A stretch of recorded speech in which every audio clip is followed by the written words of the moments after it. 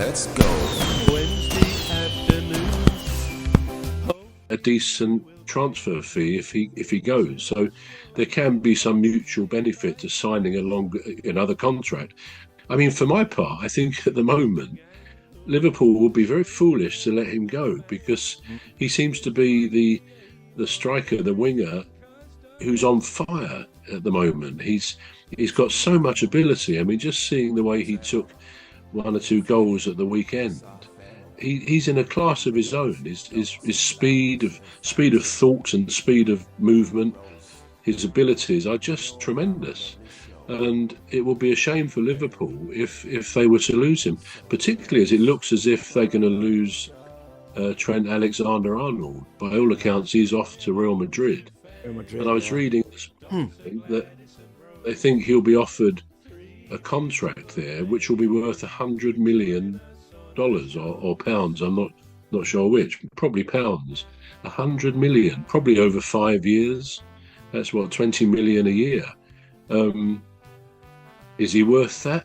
I don't know. I mean, I have a feeling in the last year or so, his performances at Liverpool have declined a bit. I mean, he went through a stage 2 or 3 years ago where all the commentators and pundits were saying, although he's a defender, he's become like the best creative midfielder in the country, possibly in the world, because he did these brilliant free kicks from deep if there was a free kick, and his passing and his crosses. He's a very good footballer, but again, is anybody really worth £20 million a year? It's huge money. I guess Real Madrid can still afford that sort of stuff. Right. I don't know where that sits with any financial fair play rules in Spain. I mean, whether they have a similar system to us, I don't know. But yeah, good luck to him. You can see why he wants to go there. And also, I think, as with Rashford, it would do him good to go to a different club, a brilliant club at the top of its game, as Real Madrid are. Because good players like that, I think, thrive off of moving. I think when Beckham left Manchester United, going back a few years, he went to Real Madrid.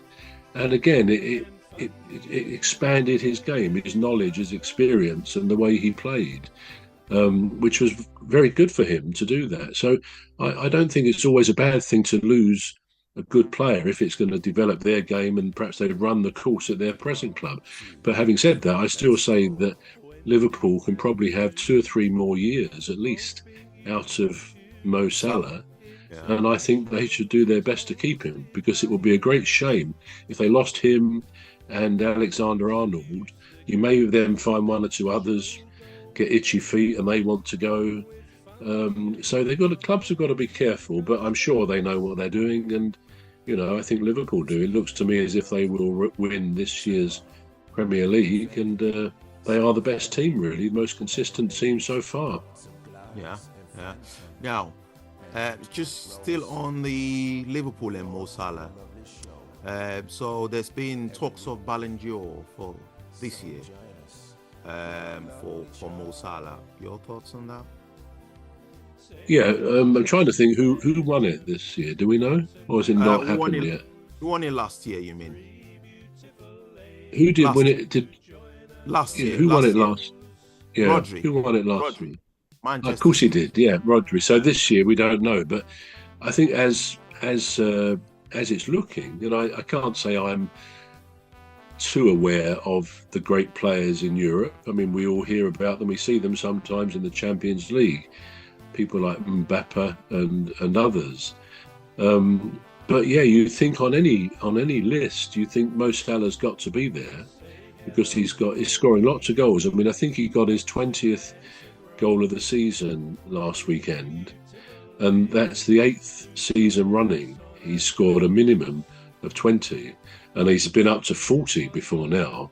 So his goal scoring ability, bearing in mind he's not kind of an out and out striker, he's a winger really, who cuts in very often and with his left foot glides the ball into the goal very cleverly, but he's not the central striker. So you could argue that getting the numbers of goals that he gets is quite phenomenal, really. And of course, he has quite a few assists as well. So he's the all-round complete player.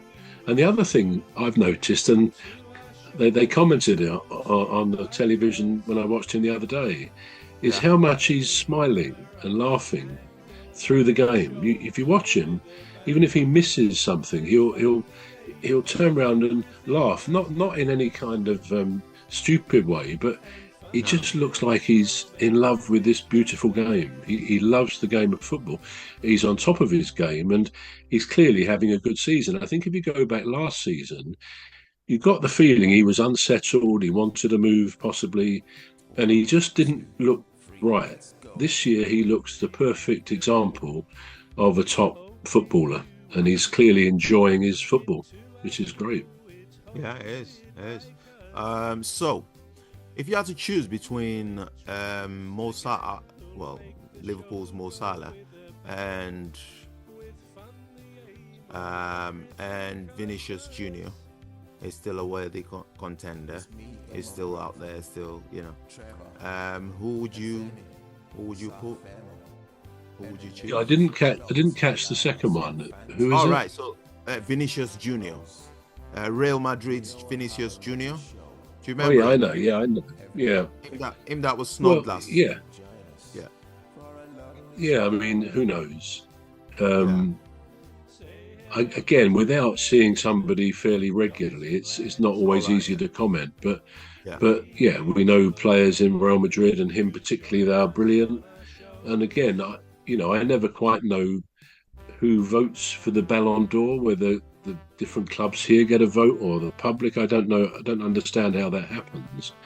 Or whether it's UEFA who does it. But you hope that they do it in a fair way. Obviously, Rodri won it last time, and British teams have had players who've won it in the past.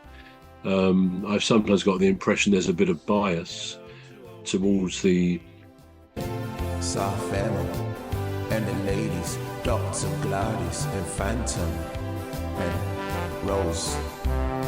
We all have a lovely show every weekday, so join us for a lovely show. Say hello to Phantom.